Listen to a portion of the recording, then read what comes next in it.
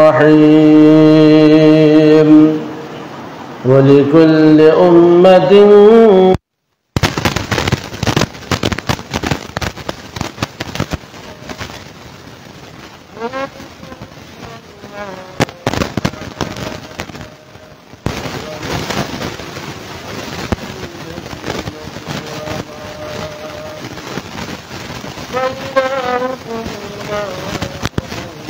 واحد فله أسلم وبشر المخبتين.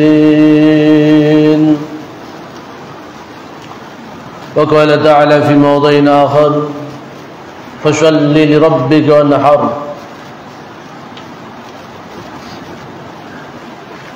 وأن النبي صلى الله عليه وسلم ضحى بكبشين أملحين عقرنين ফাহলাইন। উপস্থিত সম্মানিত মুসল্লিবৃন্দ, আমরা প্রথমে আল্লাহ রাব্বুল আলামিনের শুকরিয়া আদায় করি যে আল্লাহ রাব্বুল আলামিন জিলহজ মাসের শ্রেষ্ঠ 10 দিন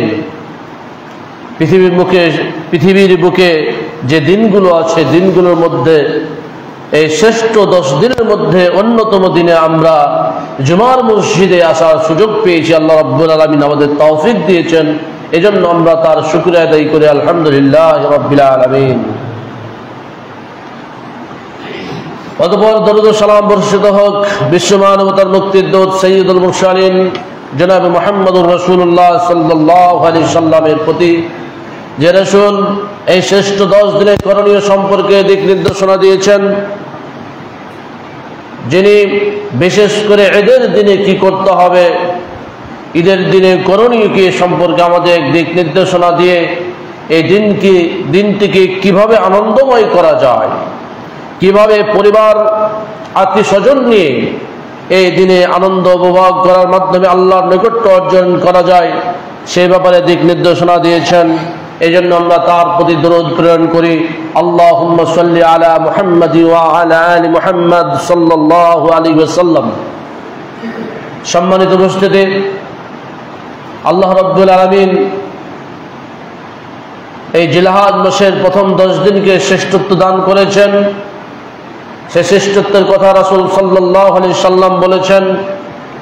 আমরা বিগত জুমাতে আলোচনা করেছিলাম যে এই শ্রেষ্ঠ দিনগুলোতে আমরা কিভাবে ইবাদত, আমল, তাসবিহ, তাহলিল, তাকবীর, তাসবিহ পাঠ করার মাধ্যমে আল্লাহর সন্তুষ্টি অর্জন করতে পারি। সাহাবায়ে কেরাম কিভাবে মানুষকে সচেতন করার জন্য বাজারে গিয়ে উচ্চ স্বরে তাকবীর ধ্বনি পাঠ করতেন এবং তাদের সাথে সাথে বাজারে অবস্থিত ক্রেতা বিক্রেতা দোকানদার সবাই মিলে তাকবীর ধ্বনি দিত, বাজার গঞ্জরিত হয়ে উঠত। এমনকি হজের ময়দানে মিনা প্রান্তরে সাহাবায়ে কেরাম কিভাবে তাকবীর ধ্বনিতে মিনা বাজারকে গঞ্জরিত করে তুলতেন, সেই বিষয়ে আমরা আলোকপাত করেছিলাম। কিভাবে 10 দিনে কোরআন তেলাওয়াতের মাধ্যমে আল্লাহর সন্তুষ্টি অর্জন করা যায়, সেই বিষয়ে আলোচনা হয়েছিল। এবং এই 10 দিনে যতটুকু সম্ভব সিয়াম পালন করার মাধ্যমে, বিশেষ করে আরাফাত দিনের সিয়াম, যেই সিয়ামের ফজিলত সম্পর্কে রাসূল সাল্লাল্লাহু আলাইহি সাল্লাম বলেছেন পূর্বের 1 বছর এবং পরের আরেক বছরের গুনাহ ক্ষমা করে দেওয়া হয়, সে আরাফাত দিনের সিয়াম পালন করার সম্পর্কেও আমরা আলোকপাত করেছি। এমনকি আরো কিভাবে দান সাদাকা, নফল সালাত, নফল ইবাদত ইত্যাদির মাধ্যমে আল্লাহর নৈকট্য অর্জন করা যায়, বিষয়গুলো আলোচনা করা হয়েছিল। এবং আরেকটি মাধ্যম হচ্ছে এই 10 দিনে যারা কুরবানি করার ইচ্ছা পোষণ করেছেন, তারা নখ, চুল এবং চামড়া কর্তন থেকে বিরত থাকার মাধ্যমেও আল্লাহর সন্তুষ্টি অর্জন করা যায়, বিষয়টিও আলোকপাত হয়েছিল। আল্লাহ রাব্বুল আলামিন কোরআনুল কারীমে এই কুরবানির কথা বলেছেন, একাধিক জায়গায় বলেছেন। এই কুরবানি কিভাবে এসেছে সে কথাও বলেছেন এবং এক ধরনের নির্দেশ দিয়ে বলছেন ফাসাল্লি লিরাব্বিকা ওয়ানহার, তুমি তোমার রবের জন্য সালাত আদায় করো এবং কুরবানি করো। যেখানে এই সালাতের কথা আল্লাহ বলছেন, তারপর পরে কুরবানি করার নির্দেশনা দিয়েছেন। অন্য আয়াতে ইন্না সালাতি ওয়া নুসুকি, সালাতের পরে কুরবানির কথা আল্লাহ রাব্বুল আলামিন বলেছেন। এর গুরুত্ব বাড়িয়ে দিয়েছেন। এভাবে রাসূল সাল্লাল্লাহু আলাইহি ওয়াসাল্লাম গুরুত্ব আরোপ করে বলেছেন, মান কানা লাহু সা, যার সামর্থ্য রয়েছে, যার টাকা পয়সা রয়েছে, ওয়ালা মিযাহি, অথচ কুরবানি করার নিয়ত করে নাই, কুরবানি করতে চাই না, ফালা ইয়াকরাবান্না মুসাল্লানা, তারা যেন ঈদের ময়দানে না আসে, এভাবে সতর্ক করেছেন, সতর্কবাণী উচ্চারণ করেছেন। এই কুরবানির গুরুত্বকে খেয়াল করে রাসূল সাল্লাল্লাহু আলাইহি সাল্লাম তার 10 বছরের মাদানী জীবনে প্রতি বছরই কুরবানি করতেন। বিশেষ করে তার ব্যাপারে যেটা বর্ণিত হয়েছে, জহা রাসূলুল্লাহ সাল্লাল্লাহু আলাইহি সাল্লাম বিকাবশাইনি আমলাহাইনি আকরানাইনি ফাহলাইন, রাসূল সাল্লাল্লাহু আলাইহি সাল্লাম দুটো সাদা কালো মেশানো রঙের সিংওয়ালা পুরুষ ভেড়া দুম্বা কোরবানি দিতেন। এটি তার নিয়মিত আমল ছিল। এই জবাই করার সময় একটি সময় বলতেন, আল্লাহুম্মা রাব্বানা তাকাব্বাল হাদা মিন মুহাম্মদ ওয়া মিন আহলি বাইতিহি, হে আল্লাহ তুমি এটা মুহাম্মদ এবং তার পরিবার পরিজনের পক্ষ থেকে কবুল করো। আবার আরেকটি জবাই করার সময় বলতেন, আল্লাহ তুমি এটি মুহাম্মদ এবং তার উম্মতের মধ্যে হতে যারা কুরবানি দেয় নাই তাদের পক্ষ থেকে তুমি এটি কবুল করে নাও। এভাবে দোয়া পড়ে তিনি দুইটি কুরবানির পশু জবাই করতেন। এটি প্রায় তার নিয়মিত আমল ছিল বলেই হাদিসে বর্ণিত হয়েছে।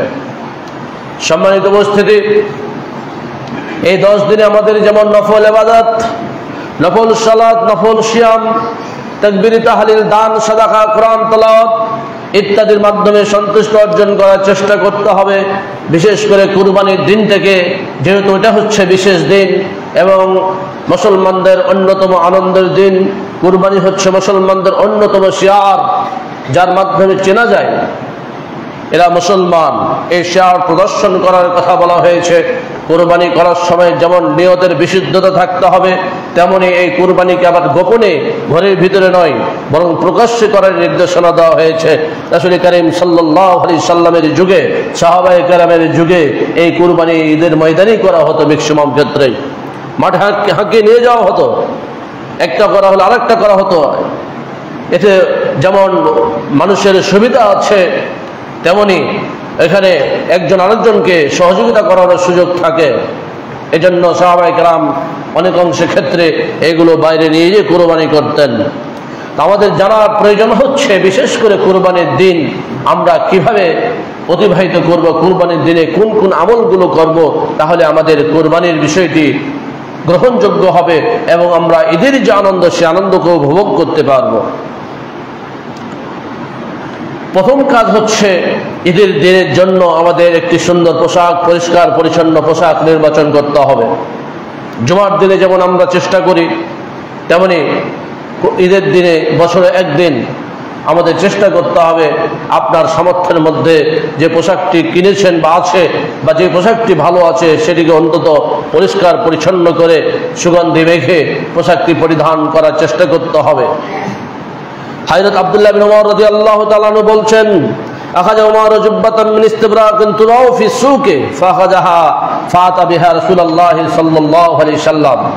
ইসলামের দ্বিতীয় খলিফা ওমর ইবনুল খাত্তাব রাদিয়াল্লাহু তাআলা আনহু একটি ইস্তেবরাক রেশমের পোশাক বাজার থেকে ক্রয় করলেন এবং সেটি নিয়ে রাসূল সাল্লাল্লাহু আলাইহি সাল্লামের কাছে আসলেন।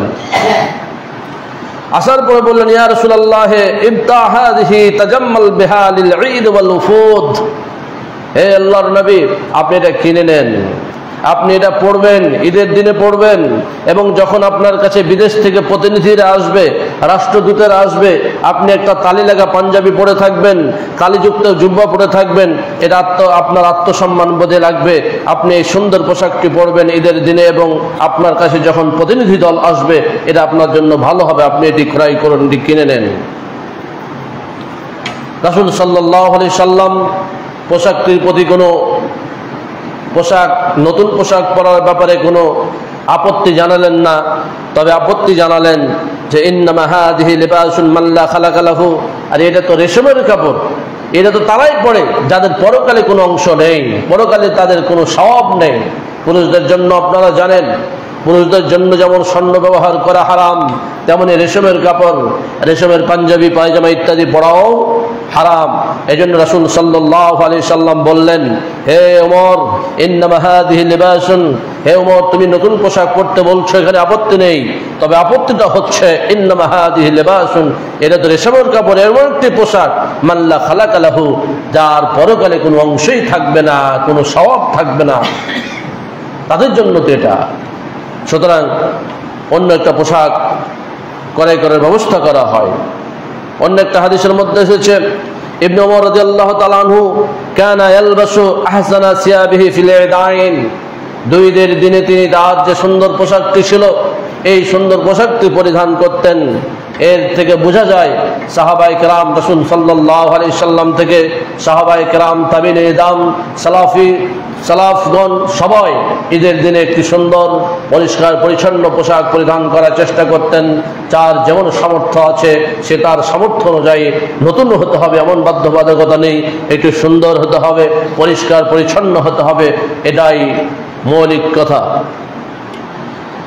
এজন্য শায়খ হুসাইন রাহমাতুল্লাহ আলাইহি বলছেন, ইসন্নুলির রাজুলি ফিল ঈদ ইয়াতাজাম্মালা, একজন পুরুষের জন্য, একজন মানুষের জন্য সুন্নত হচ্ছে যে সে ঈদের দিনে সুন্দর একটা পোশাক পরিধান করবে এবং সুন্দর এবং নতুন একটা পোশাক পরিধান করবে, এটাই হচ্ছে সুন্নাত।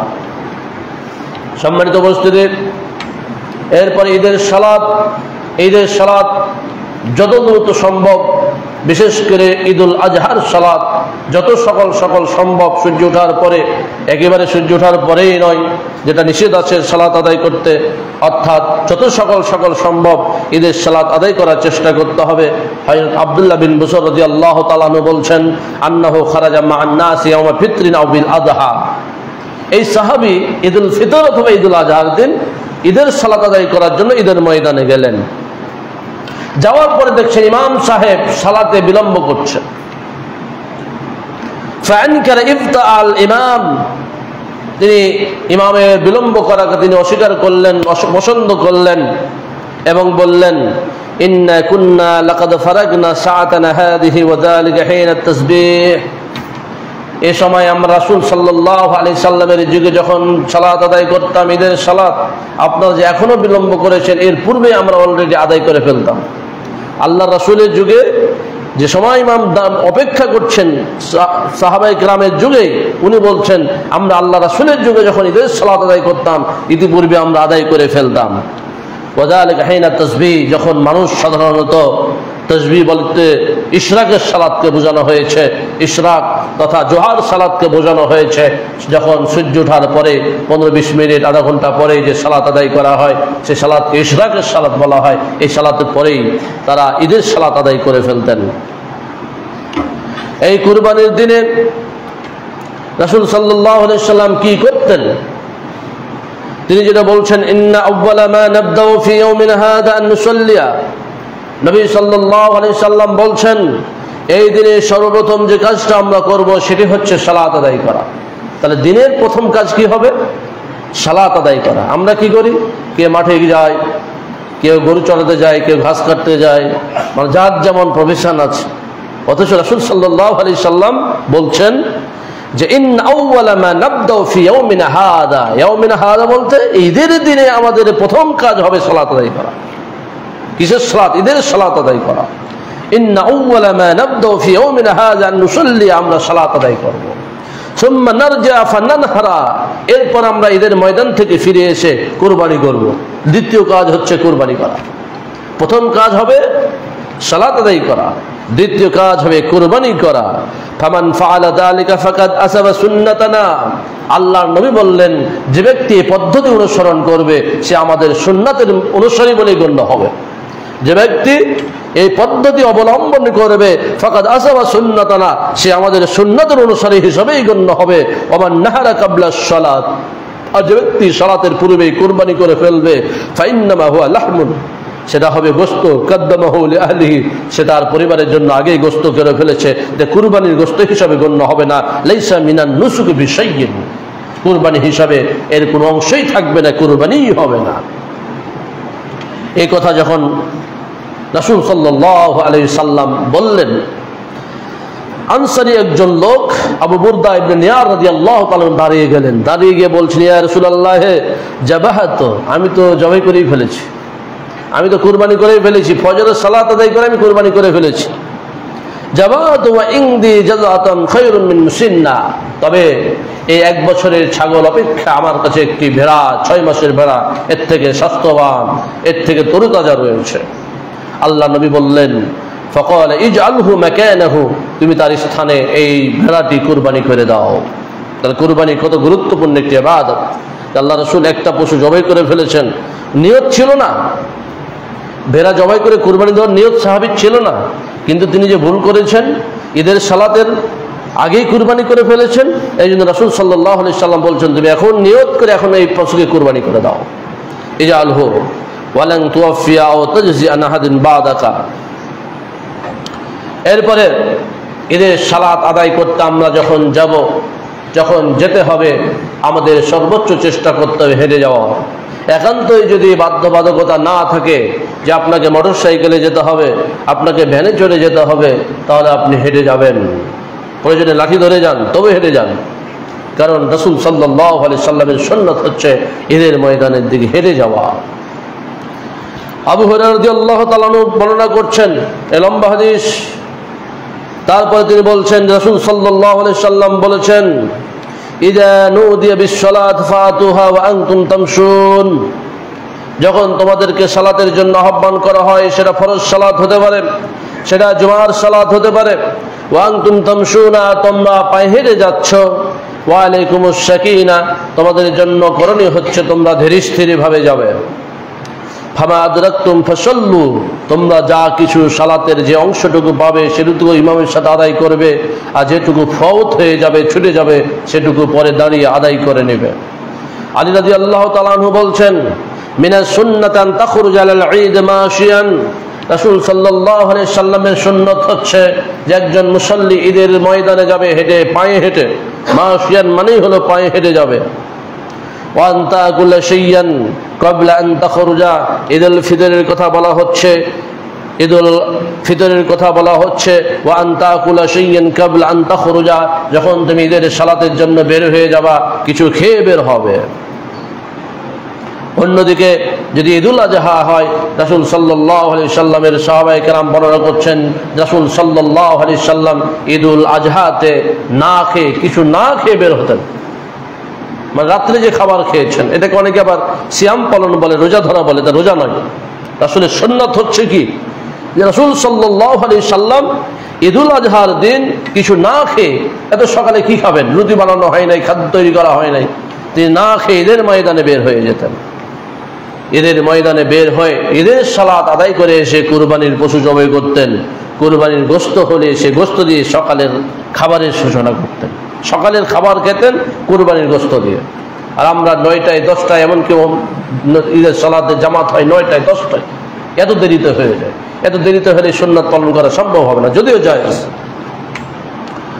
সম্মানিত উপস্থিতি, এজন্য আমাদেরকে পায়ে হেঁটে ঈদের ময়দানে যেতে হবে, পায়ে হেঁটে আসতে হবে। এরপরে ঈদের দিনে আরেকটি করণীয় হচ্ছে আমাদের যথাসাধ্য গোসল করে ঈদের সালাতে যেতে হবে। আপনি অন্যদিন গোসল না করলেও চলবে, কিন্তু ঈদের দিন গোসল করাকে মুস্তাহাব বলেছেন উলামায়ে কেরাম। নবী সাল্লাল্লাহু আলাইহি সাল্লাম সম্পর্কে বর্ণিত হয়েছে, জান্নাত নবী সাল্লাল্লাহু আলাইহি সাল্লাম ইগতাসালা ইয়াউমাল ঈদ, ঈদের দিনে তিনি গোসল করতেন। সাহাবায়ে কেরাম থেকে একাধিক বর্ণনা এসেছে, যেমন আলী ইবনে আবি তালিব, সালামা ইবনুল আকওয়া, ইবনে ওমর, তারা প্রত্যেকেই বর্ণনা করছেন যে ঈদের দিনে গোসল করে ঈদের সালাতে যেতে হবে। বিশেষ করে ইবনে ওমরের আসার বর্ণিত হয়েছে, এবং জুমার সালাতের নাই এটাকে কিয়াস করে বলা হয়েছে যে জুমার সালাতে যখন গোসল করতে হয়, ঈদের সালাত আরো গুরুত্বপূর্ণ, এই জন্য গোসল করে বের হতে হবে। এরপরে আসুন, ঈদের সালাতের জন্য আপনি বের হয়েছেন, আপনার অনেক আত্মীয় স্বজন যারা বাইরে ছিল, যারা হয়তো চাকরির সুবাদে তারা অন্য শহরে অবস্থান করছিল, তারাও এসেছে ঈদের জন্য। আপনার সাথে তার সাক্ষাৎ হয়েছে, আপনি তাকে কিভাবে সম্বোধন জানাবেন? রাসূল সাল্লাল্লাহু আলাইহি সাল্লাম এবং সাহাবায়ে কেরাম কিভাবে একে অপরকে অভ্যর্থনা জানাতেন, সম্বোধনা জানাতেন, হাদিসে সেটারও বর্ণনা এসেছে। বিশেষ করে সাহাবায়ে কেরাম যখন একজন আরেকজনের সাথে সাক্ষাৎ করতেন, তারা বলতেন তাকাব্বালাল্লাহু মিন্না ওয়া মিনকুম। ঈদ মোবারক, এটা তো আমাদের বাঙালি ভাষা, ফার্সি থেকে ঈদ মোবারক শব্দটা এসেছে, কিন্তু সাহাবায়ে কেরাম কি বলতেন? তাকাব্বালাল্লাহু মিন্না ওয়া মিনকুম, আল্লাহ এটা আমাদের এবং তোমাদের সকলের পক্ষ থেকে আমাদের এই কুরবানি কবুল করে নিন। ঈদুল ফিতর হলে কি হবে? আল্লাহ তুমি আমাদের এবং তাদের পক্ষ থেকে তুমি আমাদের সিয়াম কবুল করে নাও, আমাদের ঈদের সালাত কবুল করে নাও। তো এই তাহানিয়াত বা এই যে অভিবাদন, এই যে সম্বর্ধনা, এটা কখন জানাবেন? কখন জানা সাহাবায়ে কেরামের সুন্নাত। আপনি ঈদের দিন সকাল থেকে জানাতে পারেন, এটা জায়েজ, তবে সাহাবায়ে কেরামের সুন্নাত হচ্ছে যখন আপনি ঈদের সালাত সম্পন্ন করে ফিরে আসবেন, তখন একে অপরকে আপনি এই অভিবাদন জানাবেন, তাকাব্বালাল্লাহু মিন্না ওয়া মিনকুম, যে আল্লাহ তোমাদের এবং আমাদের এই কুরবানিকে কবুল করে নিন, তোমাদের এবং আমাদের এই ঈদের সালাতকে আল্লাহ কবুল করে নিন। যেমন একটি হাদিসের মধ্যে এসেছে, সাহাবী হাবিব ইবনে উমর আল আনসারী বর্ণনা করছেন যে লাকিতু ওয়াসিলা ইয়াওমা ঈদিন, আমি সাহাবী ওয়াসিলার সাথে মিলিত হলাম, সাক্ষাৎ করলাম ঈদের দিন। তখন আমি বললাম তাকাব্বালাল্লাহু মিন্না ওয়া মিনকুম, আল্লাহ আমাদের এবং তোমাদের পক্ষ থেকে কুরবানি কবুল করে নিন। তখন তিনিও বললেন নাম তাকাব্বালাল্লাহু মিন্না ওয়া মিনকুম, আল্লাহ তোমাদের এবং আমাদের পক্ষ থেকে আহসানুল আমাল কোথায় কোথায় বলা হয়েছে, উত্তম আমলকে আল্লাহ কবুল করে নিন। এই জন্য ঈদের সালাত থেকে ফেরার সময় যখন একে অপরের সাথে সাক্ষাৎ হবে, সে পরিচিত হোক অপরিচিত হোক, সে দূরবাসী হোক আর নিকটতম প্রতিবেশী হোক, অথবা সে বিদেশ থেকে বাড়িতে আসুক, আপনি দেখা হলে এই অভ্যর্থনাটা, এই সম্বর্ধনাটা জানাতে পারেন, তাকাব্বালাল্লাহু মিন্না ওয়া মিনকুম। এরপরে যদি আপনি ঈদ মোবারক বলেন, সেটাও গুনাহের কাজ নয়, আপনি ঈদ মোবারকও বলতে পারেন। সম্মানিত উপস্থিতি, ঈদের দিনের অন্যতম সুন্নতি কাজ হচ্ছে, আপনি যখন ঈদের ময়দানে যাবেন, এক রাস্তা দিয়ে যাবেন, আর এক রাস্তা দিয়ে ফিরে আসবেন। কেন আপনি এক রাস্তা দিয়ে যাবেন আর এক রাস্তা দিয়ে ফিরে আসবেন? আপনি তাসবিহ তাহলিল তাকবীর পাঠ করতে করতে আপনি তো যাচ্ছেন ঈদের ময়দানে, আবার ফিরে আসছেন। তো যখন আপনি তাকবীর তাহলিল তাসবিহ পাঠ করবেন, শুধু আপনিই পাঠ করবেন না, আপনার সাথে সাথে রাস্তার পাশে থাকা গাছপালা তৃণলতা এগুলো তাসবিহ তাহলিল পাঠ করতে থাকে, আপনার জন্য তারা সাক্ষ্য প্রদান করবে। আপনি এক রাস্তা দিয়ে যাবেন, যদি এমনটা হয় একটাই রাস্তা, কোনো বিকল্প নেই, তাহলে আপনি যাওয়ার সময় এক পাশ দিয়ে যাবেন, আসার সময় আর এক পাশ দিয়ে যাবেন, এই সুন্নাতে আমল হয়ে যাবে।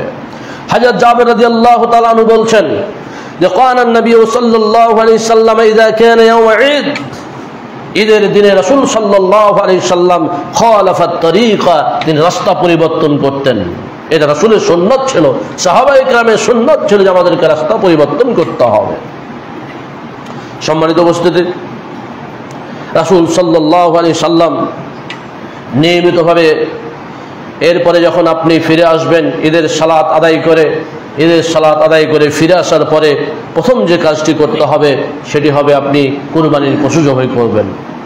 নকচুল পরেই কাটেন, কুরবানির পশু জবাই করতে হবে।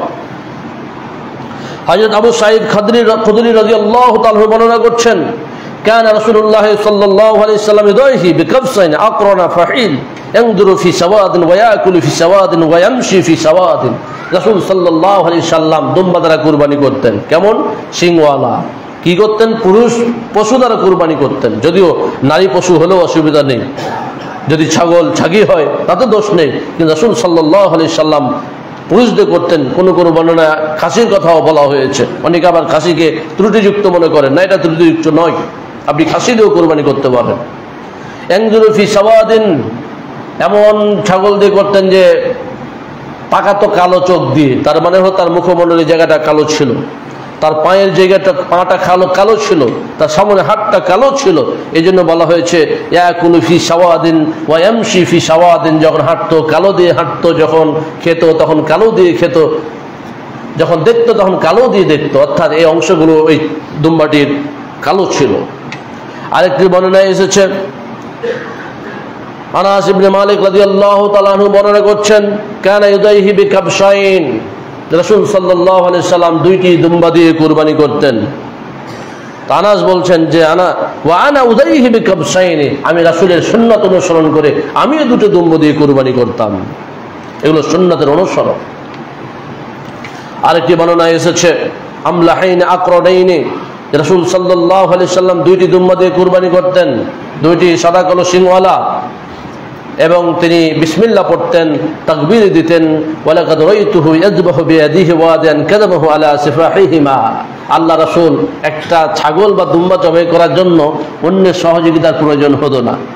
তিনি এক হাতে ছুরি নিতেন, চাকু নিতেন, আর এক হাতে গলা এভাবে পা দিয়ে তিনি জবাই করে দিতেন।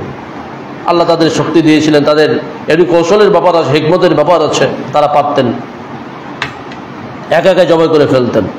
সম্মানিত উপস্থিতি, এরপরে যে কাজটি আপনি করবেন, কুরবানি যখন করা হয়ে যাবে তখন আপনি আপনার নখ চুল এগুলো কাটতে পারেন। দুই শ্রেণীর মানুষকে নখ চুল কাটতে নিষেধ করা হয়েছে। একটা হচ্ছে যারা কুরবানি করার নিয়ত করেছেন, তারা তো কাটবেন না। যাদের কুরবানির নিয়ত আছে, সে আপনি একটা দেন কুরবানি, দুইটা দেন, পাঁচটা দেন, বা অন্তত একটা ভাগাও দেন, তাও আপনি কুরবানিকারী হিসেবে গণ্য হবেন যদি নিয়ত সিদ্ধ হয়। এদেরকে বলা হয়েছে কি মানে যারা কুরবানি করার নিয়ত করেছেন তারা কোনোভাবেই চুল, নখ এবং চামড়াকে স্পর্শ করবে না, কর্তন করবে না। অনুরূপভাবে যাদের কুরবানি করার সামর্থ্য নেই তারাও এই চুল, নখ কাটা থেকে বিরত থাকবে, এবং কুরবানির সময় কুরবানি ঈদের সালাত আদায় করে মানুষ এসে যখন কুরবানি করবে তখন তারা এই চুল, নখ কাটবে। হাদিস কি মুসনাদ আহমদ হাদিস বর্ণিত হয়েছে। আল্লামা শোয়েব আন-নাওয়াদ হাদিসটিকে সহিহ ইবনে হিব্বানে সহিহ বলেছেন এবং মুসনাদ আহমদ হাসান বলেছেন। রাসূল সাল্লাল্লাহু আলাইহি সাল্লামের কাছে এক সাহাবী আসলেন, আসার পরে বললেন, ইয়া রাসূলুল্লাহ, আল্লাহ রাসূল যখন বললেন যে আল্লাহ তাআলা আমাদের জন্য ঈদুল আজহাকে ঈদ হিসেবে গণ্য করেছেন, কুরবানির ঈদ হিসেবে গণ্য করেছেন, তখন সাহাবী বলছেন, কুরবানি করার মতো তো আমার কাছে পশু নেই, ইল্লা মানিহাতান উনসা, একটি গরু রয়েছে যেটা মানুষ আমাকে দুধ পান করার জন্য এবং লালন পালন করার জন্য পোষানি দিয়েছে, আমি কি সেটা কি কুরবানি করে ফেলবো? রাসূল সাল্লাল্লাহু আলাইহি সাল্লাম বললেন, না, এটা করবে না। ওয়ালাকিন তাখুয মিন শারিকা ওয়া তুকাল্লিম মিন আযফারিকা, তুমি মানুষ যখন বাড়িতে এসে কুরবানির পশু জবাই করবে তখন তুমি তোমার নখ কাটবে, তখন তুমি তোমার যে পশমগুলো আছে, চুলগুলো আছে সেগুলো কাটবে। ফাতিলকা তামামু উযহিয়াতিকা ইনদাল্লাহ, তুমি জেনে রাখো এটাই তোমার জন্য আল্লাহর নিকটে পূর্ণাঙ্গ কুরবানি হিসাবেই বিবেচিত হবে, পূর্ণাঙ্গ কুরবানি হিসাবেই বিবেচিত হবে। এজন্য যাদের কুরবানি করার মতো সামর্থ্য নেই তারা এই আমলটি করার চেষ্টা করবেন, কোনোভাবে নখ চুল না কেটে। যখন মানুষ বাড়িতে এসে কুরবানির পশু জবাই করে গোশত করার কাজ করবে, আপনি এসে আপনি নখ চুল এবং চামড়া যদি কোনো কিছু কাটতে হয় সেগুলো কেটে নেবেন। আল্লাহ রাব্বুল আলামিন আমাদেরকে বা যে করবে তাকে এই পূর্ণাঙ্গ একটি কুরবানির সওয়াব দেবেন বলেই তিনি ঘোষণা করেছেন, বর্ণনা করেছেন। সম্মানিত উপস্থিতি, আমরা ইতিপূর্বে বলেছিলাম কুরবানির পশুগুলোর মধ্যে কোনটি উত্তম, যে পশুটি সাদা সেই পশুটিকে উত্তম আল্লাহ রাসূল বলেছেন। এমনকি তিনি বলেছেন, দাম আফরা আহাব্বু ইলাইয়া মিন দামি সাউদাইন, দুইটি কালো রঙের পশুর চাইতে একটি সাদা রঙের পশুর রক্ত আল্লাহর কাছে অধিক প্রিয়। রক্ত তো দুইটাই, কালো পশুর রক্ত, কালো ছাগল বা দুম্বা বা গরুর রক্ত যা সাধারণ রক্ততা, রাসূল সাল্লাল্লাহু আলাইহি সাল্লাম সাদা পশুকে প্রাধান্য দিয়েছেন এবং তিনিও নিজে ম্যাক্সিমাম সাদা অংশের পশু দ্বারা কুরবানি করেছেন। সম্মানিত উপস্থিতি, এবার চলে আসুন, আপনি ঈদের ময়দান থেকে বাড়িতে চলে এসেছেন, পশু জবাই করবেন। পশু জবাই করার পরে অবশ্যই আমাদেরকে আমাদের যে চাকু, ছুরি বা কাটার জন্য যে যন্ত্রপাতিগুলো রয়েছে সেগুলো ভালোভাবে ধার দিয়ে নিতে হবে। এটা আমাদের দায়িত্ব, পশুর প্রতি দয়া। ইসলাম এমন একটি ধর্ম যে ধর্ম প্রত্যেকটা ক্ষেত্রে ইহসান। এমনকি যদি আপনি বিরোধী সৈন্যের সাথে যুদ্ধ করতে গিয়েছেন, আপনার তার সাথে অনেক ইসলামের সে ক্ষতি করেছে, আপনার প্রচন্ড রাগ, তারপরেও আপনি এটা করতে পারবেন না যে তার আগে হাত কাটবেন, তারপরে ডান হাত কাটবেন, তারপর তার চোখ উঠিয়ে নেবেন, তারপরে তার কান কেটে দিবেন। এভাবে নয়, ইসলাম নিষেধ করেছে যে তাকে যদি হত্যা করতে হয়, সে যদি ইসলামের শত্রু হয়, যুদ্ধের ময়দানে মুখোমুখি হয়ে গেছে, তাকে এক তরবারির আঘাতে যাতে তাকে দুনিয়া থেকে বিদায় করে দেওয়া হয়, এইভাবে উৎসাহিত করা হয়েছে। তা আপনি কুরবানির পশু তো জবাই করবেন, সে তো মরবেই, কিন্তু আপনাকে তার প্রতি ইহসান করতে হবে, দয়া করতে হবে। কিভাবে দয়া করবেন আপনি? আপনার চাকু, আপনার ছুরি যেন খুবই ধারালো হয়, তার গলায় দিতে দিতে যেন কেটে যায়। কারণটা হলো রাসূল করিম সাল্লাল্লাহু আলাইহি সাল্লাম একটা হাদিসের মধ্যে বলেছেন যে এই যে হেরাকুদ্দাম, রক্ত ঝরানো, এই রক্ত ঝরানোটা ঈদের দিনের সর্বোৎকৃষ্ট আমল হচ্ছে, ঈদের দিনের সর্বোৎকৃষ্ট আমল হচ্ছে এই পশুর রক্ত ঝরানো। হযরত সাদ্দাদ ইবনে আউস রাদিয়াল্লাহু তাআলা আনহু বর্ণনা করছেন যে রাসূল সাল্লাল্লাহু আলাইহি ওয়াসাল্লাম বলেছেন, ইন্নাল্লাহা কাতাবাল ইহসান আলা কুল্লি শাইইন, আল্লাহ রাব্বুল আলামিন প্রত্যেকটা জিনিসের প্রতি ইহসান করে আমাদের জন্য ফরজ করে দিয়েছেন। ফাইদা কাতালতুম ফাহসিনুল কিতলা, যখন তোমরা কোনো কিছু হত্যা করবে তখন তার প্রতি ইহসান করবে, হত্যা করতেও ইহসান। এরপরে ফাইদা জাবাহাতুম ফাহসিনুজ যাবহা, যখন তোমরা কোনো পশুকে জবাই করবে, জবাই করার সময়ও তার প্রতি ইহসান করবে। ওয়াল ইউহিদ্দা আহাদুকুম শাফরাতাহু, যেন সে তার চাকু তার ছুরিকে ভালোভাবে ধার দিয়ে নেয়। ফাল ইউরিহ জাবিহাতাহু, এবং তার সেই জবাইয়ের পশুটাকে বিশ্রাম দেয়, আরাম দেয়, যাতে তার কষ্ট কম হয়। আপনি যতক্ষণ ঘুষবেন চাকু ভোতরা মানে তীক্ষ্ণ নয় এমন চাকু দিয়ে আপনি যতক্ষণ ঘষাঘষি করবেন পশুটি তত বেশি কষ্ট পাবে। আর আপনি ভালো এবং ধারালো ছুরি দিয়ে চাকু দিয়ে যদি আপনি পশুকে জবাই করেন, তাড়াতাড়ি তার দম চলে যাবে, পশুটি কম কষ্ট পাবে। এটাই হচ্ছে তার প্রতি ইহসান করা। আরেকটা হাদিসের মধ্যে এসেছে, হযরত ইবনে আব্বাস রাদিয়াল্লাহু তাআলা আনহু বর্ণনা করছেন যে মাররা রাসূলুল্লাহ সাল্লাল্লাহু আলাইহি ওয়াসাল্লাম আলা রাজুলিন ওয়াদিন রিজলাহু আলা সাফহাতি শাতিন, আল্লাহ রাসূল একজন ব্যক্তির পাশ দিয়ে যাচ্ছেন যে কুরবানি করবে। কুরবানি করার সময় কি করেছে, ছাগলটাকে মাটিতে ফেলে দিয়েছে, মাটিতে ফেলে তার পা চাপা দিয়ে ধরে আছে, আর আরেকটি পাথরে তার যে চাকু, চাকুটিকে ধার দিচ্ছেন। মানে আগে ভালো করে ধার দেয় নাই, ওই এখন পা দিয়ে চাপে ধরে ধার দিচ্ছে, আর রাসূল সাল্লাল্লাহু আলাইহি ওয়াসাল্লাম তার পাশ দিয়ে চলে যাচ্ছেন। ওয়াহিয়া তালহাজু ইলাইহি বিবাসারিহা, ছাগলটি নির্বিঘ্নে মানে তার মায়াবী চোখ দিয়ে ওই লোকটার দিকে তাকিয়ে আছে। সে তো জানে একটু পরে আমাকে জবাই করবে, সে সবকিছু বুঝতে পারছে। রাসূল সাল্লাল্লাহু আলাইহি সাল্লাম বলছেন, আফালা ক্বাবলা হাদা, এই লোক তুমি ইতিপূর্বে কেন ধার দিয়ে তুমি চাকু নিয়ে আসো নাই?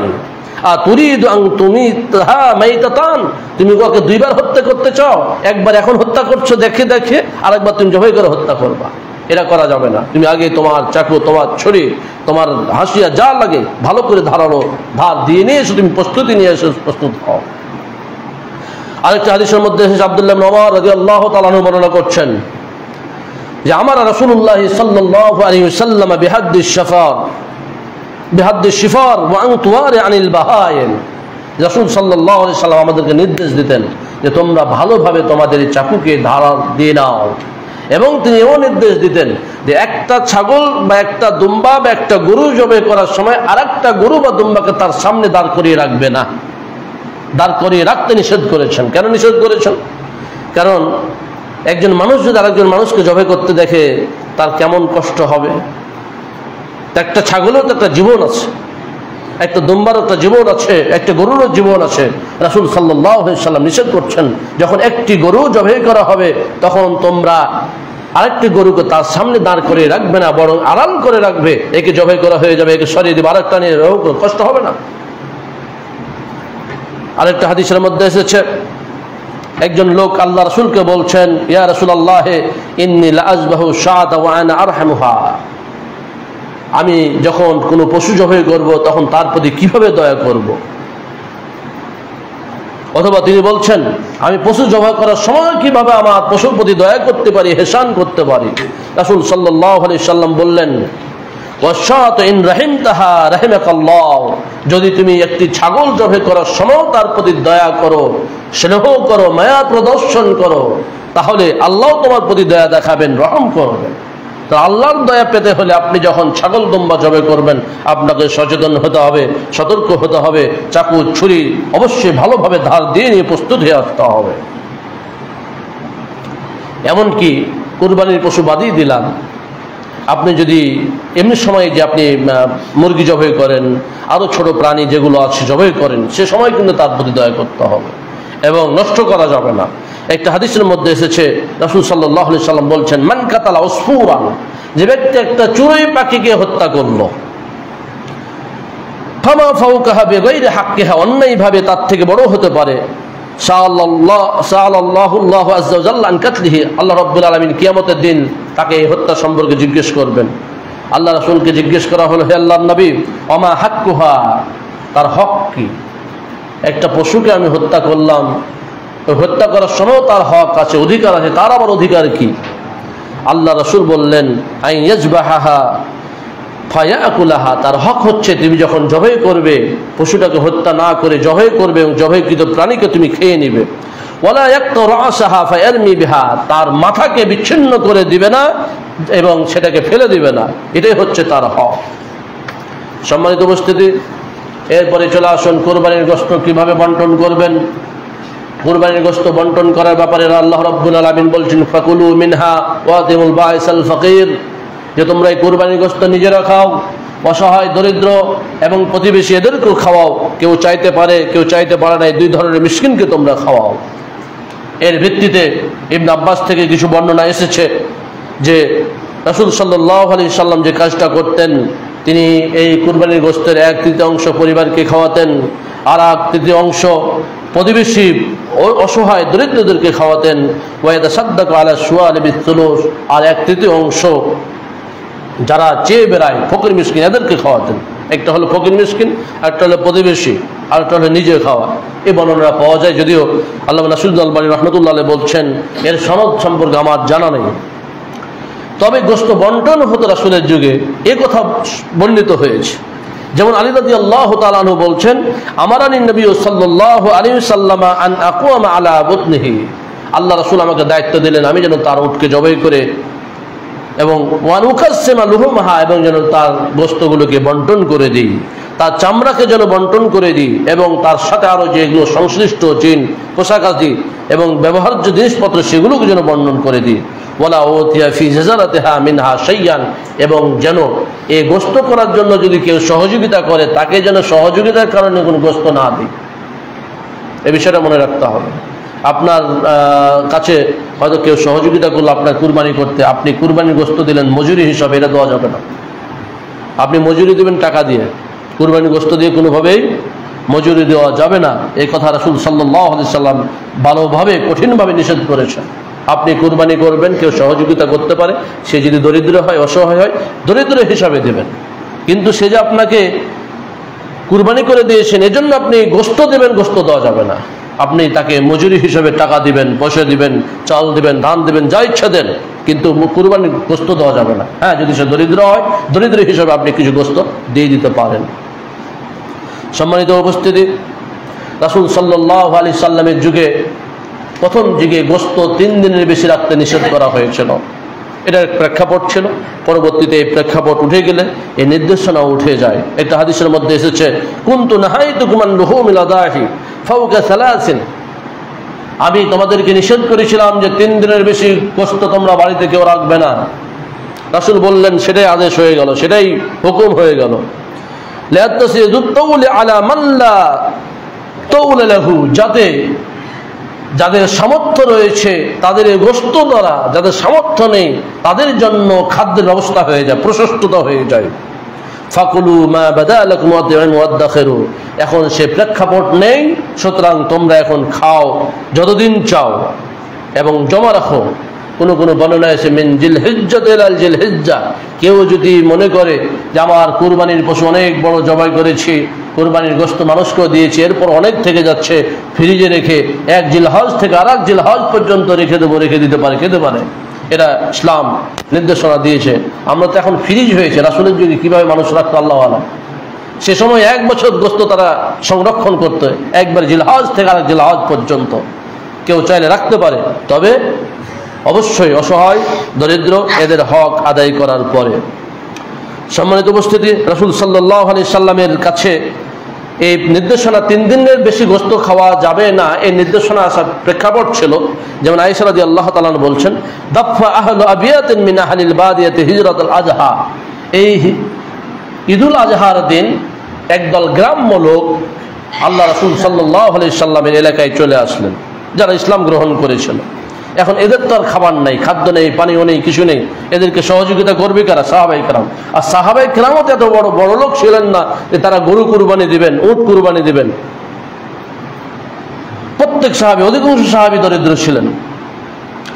তো রাসূল সাল্লাল্লাহু আলাইহি সাল্লামের প্রেক্ষাপটে তিনি নির্দেশনা দিলেন যে ইদ্দাখিরু সালাসান সুম্মা তাসাদ্দাকু বিমা বাকিয়া, 3 দিনের জন্য যতটুকু হয় ততটুকু তোমরা আবদ্ধ রাখো আর বাকিগুলো সব সাদাকা করে দাও।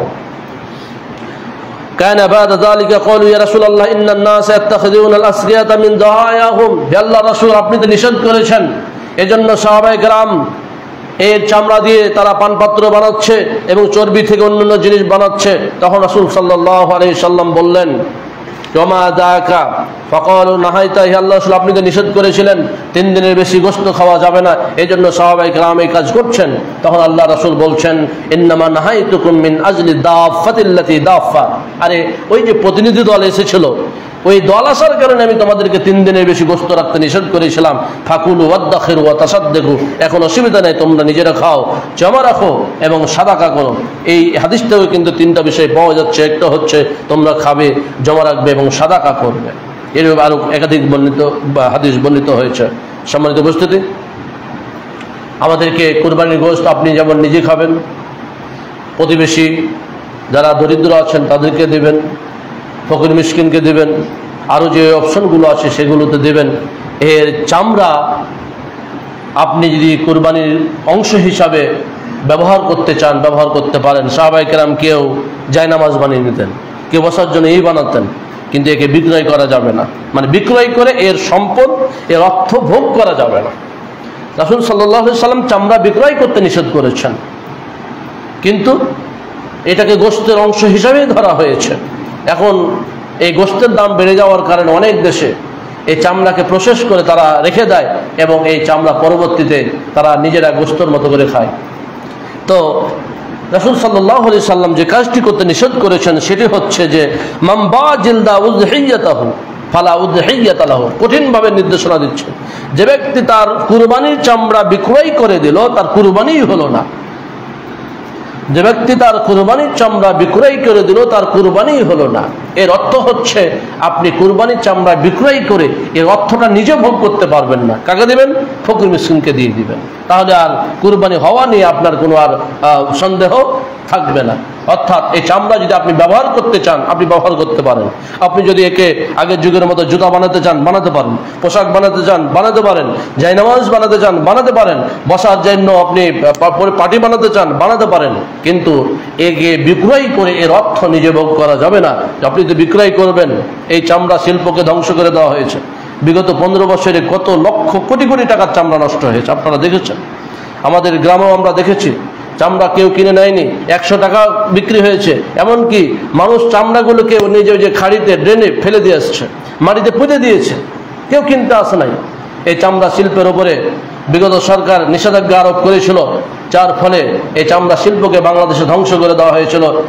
আমরা আশা করি এবছর সরকার যে সিদ্ধান্ত নিয়েছেন এবং দাম নির্ধারণ করে দিয়েছেন, এভাবে বিক্রয় হলে আমাদের এলাকার যারা ফকির মিসকিন আছে অনেক উপকৃত হবে। যদি 1100 টাকাও বিক্রি হয় অনেক টাকা, যেখানে 100 টাকাও ছিল না, যেখানে মাটিতে পুঁতে ফেলতে হয়েছে। আমরা আশা করছি এবার এই চামড়া শিল্পের মাধ্যমে যারা দরিদ্র অসহায় তারা উপকৃত হবে। এই চামড়ার দ্বারা নিজেরা কখনো চামড়া বিক্রয় করে টাকা পয়সা খাবেন না, এই চামড়া বিক্রয় করে গরিব মিসকিনকে দিয়ে দিলে কুরবানি হয়ে যাবে ইনশাআল্লাহ। সম্মানিত উপস্থিতি, আমরা যে বিষয়টি আলোকপাত করলাম সেটা হচ্ছে ঈদুল আজহার দিন আমরা কোন কোন আমলগুলো করব। তো যে আমলগুলো করার কথা আমরা আলোচনা করেছি, আমরা করে থাকি, সে আমলগুলোই করব, তবে আমরা যাতে সুন্নাহ পন্থায় করতে পারি এজন্য বিষয়টা আলোচনা করেছি। আল্লাহ রাব্বুল আলামিন আমাদের সকলকে সুন্নাহ অনুযায়ী কুরবানি এবং অন্য যে ইবাদত আছে সেগুলো পালন করার তৌফিক দান করুন। আল্লাহুম্মা আমিন।